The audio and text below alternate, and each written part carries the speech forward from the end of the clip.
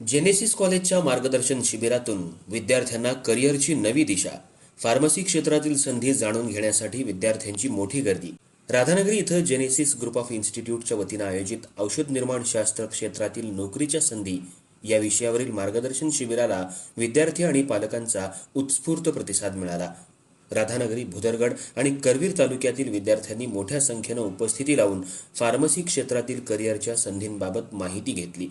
शिबिरात तज्ज्ञ डॉक्टर किरण पाटील यांनी बी फार्म आणि डी फार्म अभ्यासक्रमानंतर उपलब्ध होणाऱ्या रोजगाराच्या संधी, औषध निर्मिती उद्योग, संशोधन क्षेत्र तसंच स्वतःचा मेडिकल व्यवसाय सुरू करण्याबाबत मार्गदर्शन केलं.